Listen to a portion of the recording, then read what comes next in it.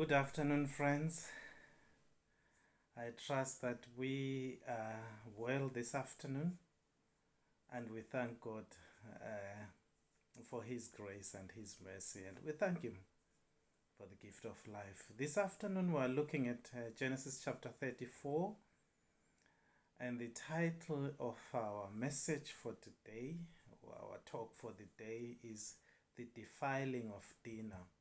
The Defiling of Dinah. Dinah was the only daughter of Jacob. Let's hear what happened in chapter 34 of Genesis. Verse 1 says that now Dinah, the daughter of Leah, whom she had borne to Jacob, went out to see the women of the land. Verse 2. And when Shechem, the son of Hamor the Hivite, the prince of the land, saw her, he seized her and lay with her and humiliated her. Verse 3. And his soul was drawn to Dinah, the daughter of Jacob. He loved the young woman and spoke tenderly to her.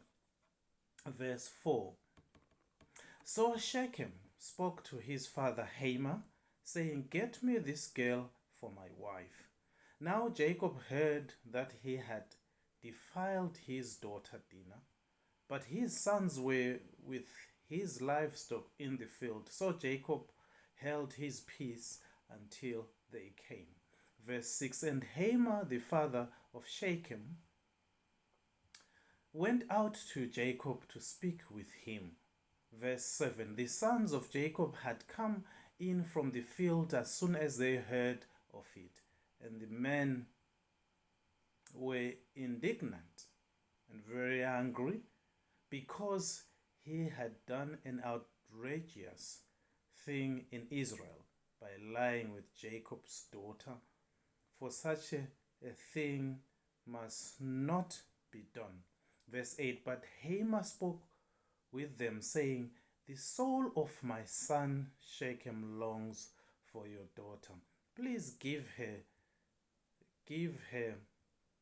to him to be his wife. Make marriages with us. Give your daughters to us and take our daughters for yourselves. You shall dwell with us, and the land shall be open to you. Dwell and trade in it and get property in it. Verse 11. Shechem also said to her father and to her brothers, Let me find favor in your eyes, rather. Whatever you say to me, I will give. Verse 12. Ask for as great a bride price and gift as you will. I will give whatever you say to me. Only give me the young woman to be my wife. Verse 13. The sons of Jacob answered Shechem and his father Hamor deceitfully, because he had defiled their sister Dinah. They said to them, We cannot do this thing, to give our sister to one who is uncircumcised, for that would be a disgrace to us. Verse 15. Only on this condition will we agree with you, that you will become as we are by every male among you being circumcised. Verse 16. Then we will give our daughters to you, and we will take your daughters to ourselves, and we will dwell with you and become one people. Verse 17. But if you will not listen to us and be circumcised. I'll read this again. But if you will not listen to us and be circumcised, and then we will take our daughter and we will be gone. Their words pleased Hamor and Hamor's son Shechem. And the young man did not delay to do the thing, because he delighted in Jacob's daughter. Now he was the most honored of all his father's house. Verse 20. So Hamor and his son Shechem came to the gate of the city and spoke to the men of their city, saying, verse 21, these men are at peace with us. Let them dwell in the land and trade in it. For behold, the land is large enough for them. Let us take their daughters as wives, and let us give them our daughters. Verse 22, only on this condition will the men agree to dwell with us to become one people, when every male among us is circumcised, and they are, as they are circumcised. Verse 23, will not their livestock, their property, and all their beasts be ours? Only let us agree with them, and they will dwell with us. And all who went out to the gate of the city listened to Hamor and his son Shechem. And every male was circumcised, all who went out of the gate of the city. Verse 25, on the third day when they were so, two of the sons of Jacob, Simeon and Levi, Dinah's brothers, took their swords and came against the city while it felt secure and killed all males. They killed Hamor and his son Shechem with the sword and took Dinah out of Shechem's house and went away. The sons of Jacob came upon the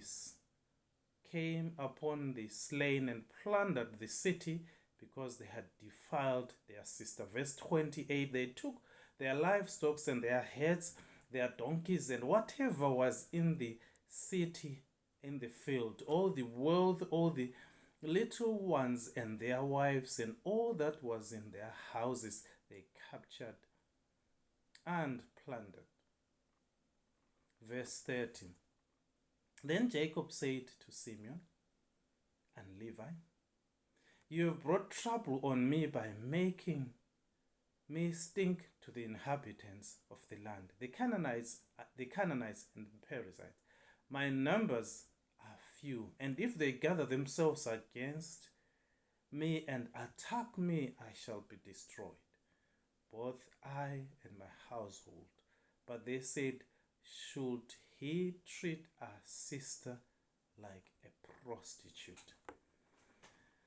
This is a sad story about Dinah, Jacob's daughter, and Shechem, Hamor's son, who decided to humiliate Dinah by raping her. She had come to the city to see women of the land. And when Shechem saw her, he decided to seize her and rape her. This was not a good thing. If Shechem truly loved Dinah, he should have proposed instead of raping her. He humiliated Dinah by doing such a thing. It is sad that things happened this way. And we are told that Jacob got to hear about it. But he remained quiet. He did not say anything until his sons came from the field. And he told them what had happened. I don't really know what was his plan about what had happened, but we are not told about what he was planning to do. But when his sons heard about what had happened, they were so angry. They were not happy about what had happened. And I guess anyone would not be happy if you hear that your sister has been violated for no reason at all. Someone just decides because they are powerful, they decide to violate your sister. And Jacob did not say anything about that. And Hamor and his son Shechem, they had the audacity to come to Jacob. After they had violated his daughter, and they had the courage, they had the audacity to come to him and ask if Shechem could marry Dinah after violating her, after raping her. What kind of a father would do that? They didn't even bother to apologize to Jacob for what they had done by violating his daughter. They only thought about themselves. They did not think about what they had done, the damage that they had done to Jacob and his family. And they had this courage to come and ask if they could marry, if Shechem could marry Dinah. This shows us how broken our society is, and how men that are powerful are abusing or abuse their power, especially on the women. God expects men to protect the women or to protect women, but they are the ones that are more dangerous to women than animals because of the way that they treat women. And this started a long time ago, as we can see. This was the time of Jacob. Men did not respect women. Men did not protect women. They violated women. They saw women as objects, not as fellow human beings. And his brothers were not so happy. They were angry. So they negotiated and said to them, okay guys, if you want us to make a deal, be circumcised, and then we can talk. We can marry your daughters, you can marry ours. So Hamor and Shechem were deceived, and they went to the men of the city and they informed them of what they had agreed with the men or with the brothers, with Dinah's brothers or with Jacob's family. And so they went ahead and everybody was circumcised. And while they were waiting that things were gonna shape up, they're gonna have marriages between the Jacob's family and them, two of Dinah's brothers, Levi and Simeon, took swords and slaughtered the men in the city. They slaughtered all of them, including Hamor and his son Shechem. They slaughtered them, they killed them for what they had done. Killing people is not the answer. They had done evil, Shechem and his Father Haman. They had not apologized for what they had done. But this wasn't the right way of dealing with the problem either.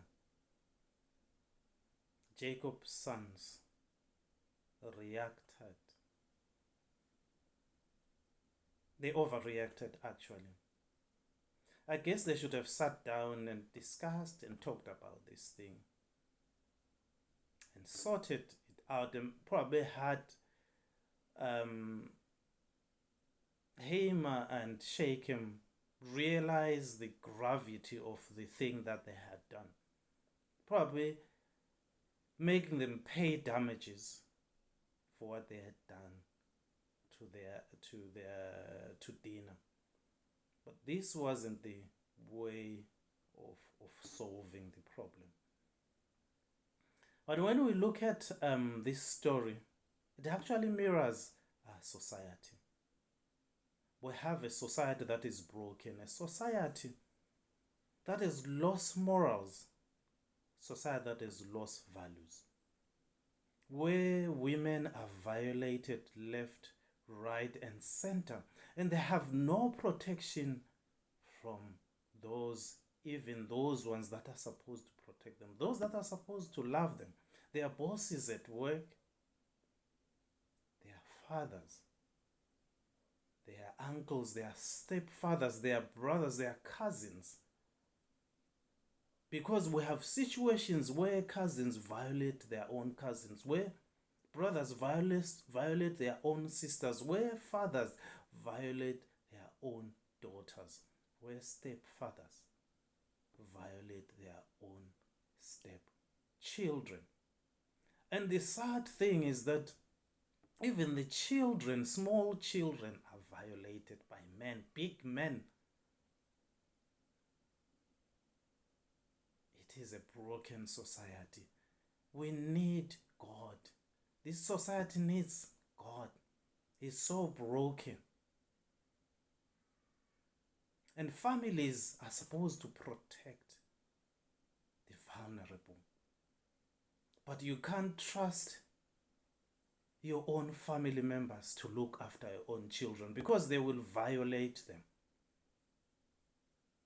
What a society, what a broken society. We need God to sort out this broken society. We have leaders that have no direction. Leaders that are not doing anything to protect the vulnerable, particularly the children and the girls and the women.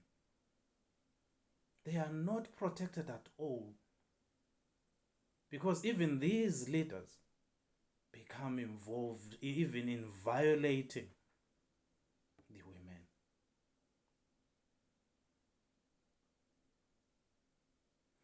Let's work together as a society to bring an end to this evil. And let's unite and protect our sisters, and protect our girl children, and protect our women. It is a duty for us men to protect women. Let's not violate them, my brothers and sisters. God is calling us as men to show leadership, to show love to our women and protect them. This story is such a sad story. You know, every time I read this story, I look at the society that we are living in and see this in every corner, in every country, in every continent, in every society. This is happening.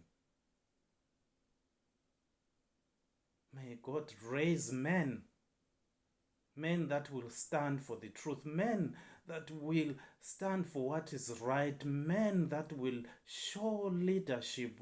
Are you gonna be one of those men that will show leadership? May God bless us as we think about these words. Amen.